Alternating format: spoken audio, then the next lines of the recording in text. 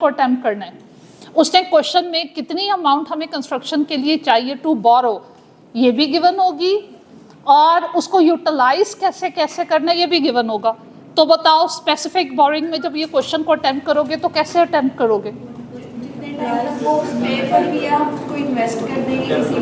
उसमें आपने एज्यूम करना है कि स्पेसिफिक कंस्ट्रक्शन के लिए जो हमें बोरोइंग चाहिए वो हमने कंस्ट्रक्शन के स्टार्ट में ही कर्जा ले लिया हुआ है, और जब तक कंस्ट्रक्शन नहीं और हो रही है तब तक के इंटरेस्ट के एक्सपेंस को कैपिटलाइज, और जब तक रीपे नहीं हो रहा तब तक आपका टोटल इंटरेस्ट एक्सपेंस इंकर्ड होगा। और जो यूटिलाइजेशन है वो हमें क्या गाइड करेगी?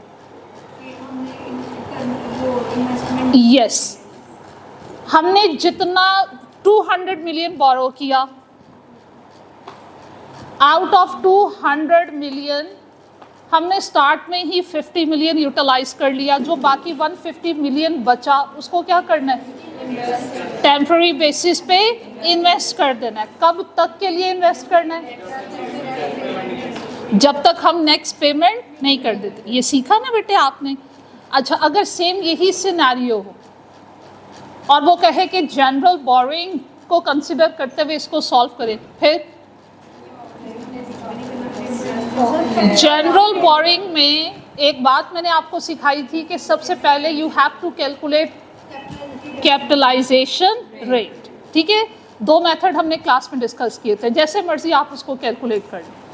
कैपिटलाइजेशन रेट फाइंड आउट किया। अब जनरल बोरिंग के केस में आपने इंटरेस्ट के एक्सपेंस को कैसे कैलकुलेट करना है?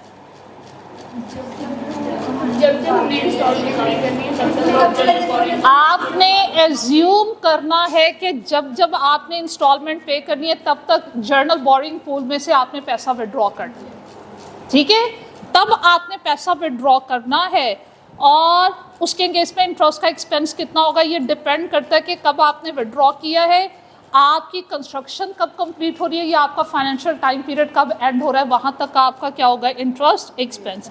क्या जनरल बोरिंग में टेम्पररी इन्वेस्टमेंट इनकम हुआ करती है? नहीं होती ना। चलो हम एक काम करते हैं, जो पढ़ा उसको थोड़ा सा एक ईजी सा क्वेश्चन मैं आपको देती हूँ, पहले मुझे सॉल्व करके दिखाइएगा, फिर मैं एक बहुत डिटेल क्वेश्चन, दो डिटेल क्वेश्चन आपके सामने वाइट बोर्ड पर सॉल्व करूँगी। ओपन योर बुक्स और बेटे सॉल्व कीजिएगा कॉम्प्रिहेंसिव एग्जाम्पल नंबर 14। ये जल्दी से मेरा बेटा सॉल्व करके दिखा दीजिए।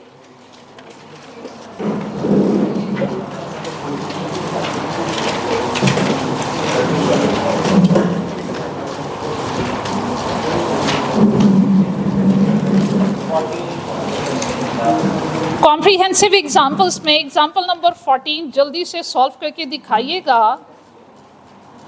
एंड टेल मी, क्या हमने क्लास में एग्जाम्पल नंबर 13 की भी है? नहीं। ये सिंपल सी दो एग्जाम्पल्स हैं, एक स्पेसिफिक बोरिंग के केस में है और एक जनरल बोरिंग के केस में।